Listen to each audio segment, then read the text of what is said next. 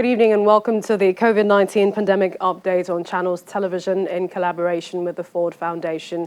I'm Millicent Walker. Here are some of the highlights this hour.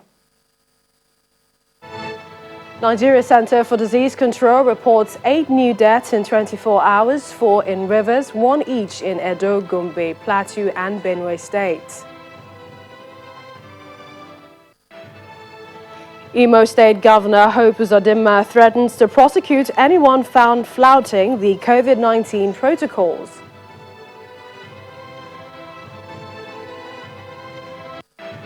And progress in search for a cure for coronavirus as South Africa begins vaccine trials with 2,000 patients.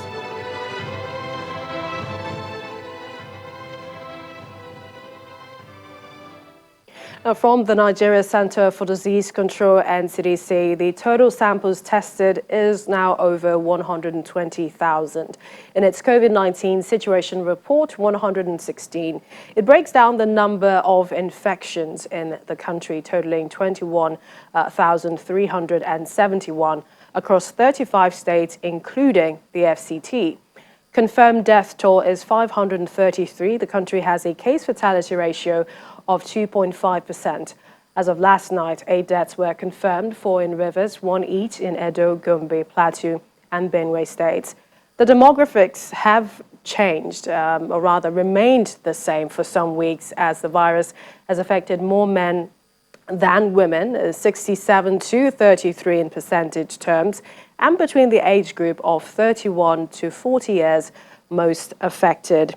Now, there's a lot more information at the bottom right there on your screen, which shows how we're witnessing less transmission on cases with travel history at 2% following the travel bans, and it's more cases of unknown exposure, or otherwise called community transmission state. Now let's go over to the next page. It shows you a general fact sheet of a breakdown in the cases in states. So you can see the top 5 states there of Lagos, the FCT, Kano, Oyo, and Rivers.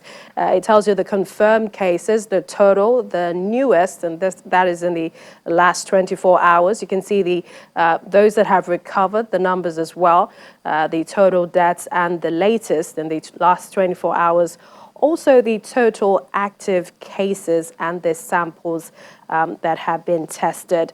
Now, if you're looking at, for example, you're in Enugu State, you would see that the confirmed cases there are 160. As of the last 24 hours, Enugu recorded 16 new cases. Now, those that have been discharged in the state include 31. The last 24 hours, 2 cases, 2 patients were discharged. Now, sadly, Enugu has lost 5 persons, and no new death in the last 24 hours. Also, the number of samples tested in the state so far are ranking at 803. Other states at the bottom of that data is, of course, Cross River. We're looking at Cross River with still no confirmed case of COVID-19, even though, according to the NCDC, you can see number 8 there. That's for the number of samples that have been tested in that state. So it's a long list of data coming in from the NCDC. You'll further see the selected charts showing the daily epidemic curve of confirmed cases from week 9 to week 26. The greens you're seeing are those that are alive, the active cases on a daily basis. The reds are sadly those that we have lost. The next figure will show you the age-sex distribution of the confirmed cases in the same week 9 to week 26. Greens, of course, are that of the male, and yellow that of the female. It's a lot of updates there. You can see more on the breakdown of that data from their website. Over in South Africa, volunteers are taking part in the Wits and Oxford University's vaccine trials for coronavirus over the next 2 months. Scientists hope to know if it works by the end of this year. Of the 2,000 participants, 1,950 are HIV negative, and 50 people are living with HIV and are all between the ages of 18 to 65. Professor of Vaccinology at Wits University, Shabir Madhi, is leading the South African OX1 COVID-19 vaccine video trial, and he gives us this details. Now, recently, what we've been able to do as part of the research unit in South Africa is that with our collaboration with the scientists at Oxford University, we've been able to reach an agreement for them to actually provide us with a vaccine for us to actually see whether the vaccine actually works in the South African population. And that is important for multiple reasons, because the past experiences with other vaccines has been that when a vaccine works in one country or one setting, it doesn't necessarily mean that the same would occur in another setting, because we've got our own unique circumstances in the African context, which are dissimilar to what might exist in the United Kingdom, as an example. So it's critical that we actually understand whether the vaccine works in the local context. But what we're going to be doing in South Africa is what we call really a phase 2 study, where we look at safety, but we're also going to be looking at efficacy. And what that basically means is we're going to be determining whether the vaccine protects against COVID-19 or not. Now, the vaccine is not going to cause someone to get infected with the virus. The chimp Ed vaccine that we're going to be evaluating is not a live vaccine. It doesn't replicate in the human body. All that it does is that it's able to actually deliver the protein that is of interest to us, to the body, to present it to the immune system, and the immune system recognizes it as being foreign and mounts an immune response. It produces what we call antibodies. And those antibodies, if they're circulating, we hope that those antibodies will protect someone from developing severe disease especially. It might not protect someone from getting infected, but it will protect someone from becoming clinically ill, which is the main outcome of interest for us. Well, what more do we know about the vaccine trials from the continent Africa? Professor Adebola Olayinka is an infection control focal point and research officer for the World Health Organization Nigeria, and she joins us from Abuja studios. Welcome to the program, Professor Olayinka. Hello, Millicent. Thank you for joining us. Now, the African vaccine trials begin today in South Africa. How optimistic should we be about this? Okay, I think we need to be optimistic about any vaccine which has been able to show some potential benefit. The vaccine trial happening in South Africa is the one developed by the Oxford University. And what they had done was to do an initial study in the United Kingdom on about 4,000 people, and it showed some promise. And South Africa, which is the first country in the continent, is also participating in this. And I think this is good for us as a continent, because participation in a vaccine trial is also, in a way, contributing to the development of a vaccine. Because if we're going to have a vaccine against COVID, it has to be one that is effective globally. That means across every region of the world. And the best way of ensuring that this happens is ensuring that trials take place on every continent of the world and among different groups of people. What does the process entail, and why are we seeing this trial test on HIV negative vis-a-vis HIV positive patients? I'll start with the second question and then go back to the first. For South Africa, I think we need to understand the context behind South Africa. South Africa is the country with the largest population living with HIV in the world. I think they form about 20% of the world's population of people living with HIV. So that's a significant proportion of their population, and so they want to be sure that could this vaccine also protect a large number of our population. And in a way, it also relates to part of the phases of a trial. And this brings me back to your first question. What is the process like?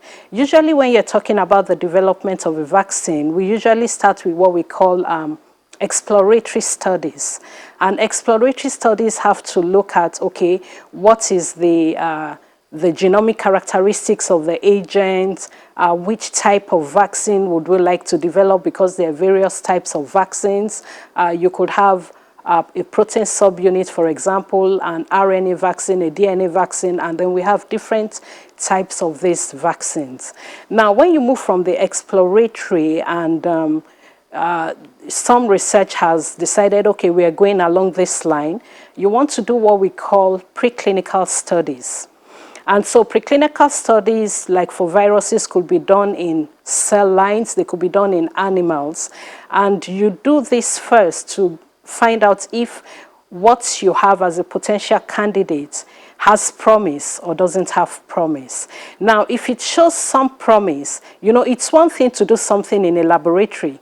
It's another thing to predict how it's likely to behave in the human body. So something may work very well in the test tubes in the laboratory, but when you put it into the human body, it may not behave as expected. So when the preclinical studies have shown promise, the next thing is to do what we call the first in human trials, which was what was done for the Chickenpox vaccine among the in Oxford among the UK participants. So for the first in human study, you're checking for different things. First, you want to be sure it's safe. At the same time, you want to have an idea of the type of dose that is safe for the humans to tolerate, and also find out whether it could proceed further. If it passes that phase, it moves on to what we call, so we call that phase 1, early phase 1, and then it could move on to the phase 1, phase 2. So for phase 1, you're looking at the dose, and you're also trying to identify the route of administration. So is it going to be given intramuscularly? Is it going to be given under the skin subcutaneously? Is it going to be an oral vaccine like the polio vaccine? So these are some of the things that are found out during the early phases of trials. And so from the phase 1, you are doing that on a very small group of people who need to be healthy volunteers, because you're not sure how it would proceed. It's a trial. That's what the name is. But it's a controlled trial. It's done scientifically, and these people are monitored very closely. Now for the South Africa, like what's happening in South Africa, that's more or less like a phase 2 trial, because it's large numbers, and it's also taking into consideration the disease that is prevalent in that society, which is HIV. And if the vaccine succeeds, then it moves on to the phase 3 trial, where you're now using it on thousands of people. And this is similar to what happened with the Ebola vaccine in DRC recently. All right, just before we let you go, Professor Olayinka, the question of equitable distribution, accessibility, will African manufacturers be able to produce vaccines? And this is, of course, when one eventually emerges for COVID-19. Well, access has to do with both provision and opportunities. And looking at African manufacturers, I think we still have a long way to go. We do not have the, or don't let me say we do not have, we need a lot of investment to be able to manufacture vaccines. And that is one thing that African governments need to look at. How much are they willing to invest? Because like I told you about all these phases of trials, you could have 70% of those who passed the preclinical phase not even moving on along the human trials. So they may actually fail. But this is an investment that the world has to make for us to get a vaccine or any vaccine against life-threatening disease. And for Africa, I think we need to look more at collaboration, because looking at the African continent and the investment that is needed, it might not be possible for one country to really do so much, except there's a lot of commitment from government. So for African manufacturers, I think there's still a long way to go, but there are different ways in which we still could contribute to vaccine development. We could look at the preclinical phases and also have potential products that could go into trials. There could be opportunities for collaboration, but these collaborations need to be properly thought out such that it's a win-win situation for Africa and the developing world. All right, we appreciate your insights on this issue. Professor Adebola Olayinka, Infection Control Focal Point Research Officer with the World Health Organization Nigeria. Thank you for joining us. Let's take you to Imo State, where the Governor Hope Uzodinma has threatened to arrest and prosecute anyone found flouting the protocols and guidelines put in place by the state government on the temporary easing of lockdown in the state. Briefing journalists at the government house in Owerri, the state capital, the governor says the action is necessary following the recent surge in the number of cases, adding that the government has trained about 7,000 health workers across the state on an aggressive public enlightenment campaign to create awareness on the realities of the virus. While it is not my intention to frighten anyone, I am not less duty-bound to let you know that we now have more confirmed cases of COVID-19 in the state. The truth is that the state has witnessed a surge in positive COVID-19 cases. Needless to add that the apparent rise in the virus is not far to fetch. The need to avoid the danger of sliding into an attitude of denial and complacency in the face of an unrelenting pandemic can never be overemphasized. Consequently, there is an urgent need to renew our efforts at strictly enforcing all the preventive safety protocols against the virus. This is so because the main factor contributory to the increase in confirmed cases, apart from having our own test center, include all the ill-advised refusal of our people to observe simple safety measures. Incidentally, strict adherence to these safety measures was a necessary condition for the easing of the lockdown. In the circumstances, I must make it clear that all safety measures must be adhered to. Henceforth, any person or group of persons caught in breach of any of the safety measures will be promptly arrested and prosecuted by the mobile court. Security agencies have been charged to be on the lookout for those refusing to observe social distancing or to wear face masks, all of which are compulsory by law. Such people will be prosecuted promptly by the mobile court. I should add that the safety measures are also applicable in the food markets. This means that market leaders must provide wash hand buckets and sanitizers at the entry and exit points of the market. The Speaker of the Kaduna State House of Assembly, Mr. Yusuf Zilani, has directed all its members and staff to undergo a compulsory coronavirus test with immediate effect. The Deputy Chairman of the House Committee on Health told correspondents that the test has become necessary after a staff of the Assembly tested positive for the virus. Although 9 of the lawmakers have tested positive for COVID-19, he, however, explains that it has now become compulsory to ensure that none of the members and workers are infected.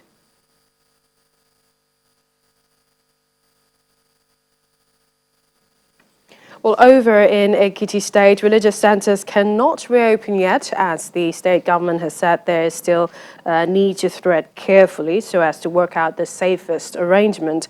It's our correspondent, Babajide Agbeyo, as he brings us more updates. Amidst calls for the reopening of worship centers in Ekiti State, patience is still the message government is sending to Christians and Muslims in the state. The governor of the state had set up a committee headed by the State Commissioner for Health, Dr. Mojisola Ayakolade, to work out modalities for the reopening of worship centers as government begins gradual easing of lockdown. But the committee is insisting that it's no time to rush at all. It will take its time, dot the I's and cross the T's to ensure the reopening is a very tidy one. Deliberation is still ongoing. We're trying to make a decision. My role is that, as the chairman of that committee, that whatever decision we are going to do at the end of the day, it will be what will keep Ekiti citizens safe from COVID-19 and all diseases. It's now about 14 weeks that this pandemic has forced worship centers in Ekiti State to close down. But the people may still have to wait more. And it is hoped they will understand government's justification for this painstaking approach. Babajide Agbeyo for COVID-19 updates. And to a global outlook over the pandemic, the IMF says economic activity in 2020 is likely to decline by almost 5%. That shows an almost double the April prediction by the International Monetary Fund. Now, globally, there are now 9.2 million cases and almost 477,000 deaths. More than 100,000 people have now died in Latin America. About half of the U.S. states are seeing a surge in new cases, while health experts are saying infection rates still have not peaked in many countries. In Latin America, Brazil is currently the worst affected country, having recorded the second highest daily death toll of 1,473 since the start of the coronavirus pandemic. In the last 24 hours, Brazil has seen 1,374 deaths. Brazil is the second worst affected country after the United States, with more than 1.1 million confirmed cases and a death toll of 52,645. Brazil President Bolsonaro has belittled the threat posed by the virus, and a federal judge recently ordered him to wear a mask when in public places. In Peru, more than 220 police officers have died from the coronavirus. The government believes the infections are attributed to officers enforcing quarantine measures in food markets and other public places. Peru has the second highest death toll in the region after Brazil at 8,404 with over 260,000 cases. In the Republic of Honduras, a doctor has described the country's president, Juan Orlando Hernandez, to be in a delicate condition after being hospitalized with COVID-19. He included that the president has had trouble breathing, and his wife, Ana Garcia, has also contracted the virus but is asymptomatic. Honduras has recorded nearly 14,000 cases and 405 deaths. We're going into the first phase 3. In the United States, top health officials, including Dr. Anthony Fauci, warn lawmakers of a disturbing surge in infections and calls for increased contact tracing. They further announced that the President Trump never instructed them to slow down testing and that the U.S. will be able to conduct 40 to 50 million tests per month by autumn. Meanwhile, EU ambassadors are discussing plans to reopen borders on July 1st, and the United States may be among countries not allowed in due to its high infection rates. And from the NCDC's website, it takes 2 to 14 days for people who are infected with COVID-19 to develop symptoms. Most infected persons have little or no symptoms, but can spread the disease to other people. It says COVID-19 spreads very fast. It's urging everyone to please take all the necessary precautions to prevent it. Of course, you can start by wearing your mask on your face, not under your chin, as it has no value there. You can find the latest guide, of course, as the center works closely with states to manage COVID-19 patients to recovery. From the World Health Organization, the latest updates are there. The global response to the COVID-19 strategy. The website guides the public health response at national and subnational levels. Our website, channelstv.com, has the latest updates on the pandemics. You can see there are all other stories coming in across the country, also from Africa and the rest of the world, all at your fingertips, channelstv.com. Well, that's the COVID-19 pandemic update on Channels Television in collaboration with the Ford Foundation. I'm Millicent Walker. Thanks for watching. Stay healthy, stay safe.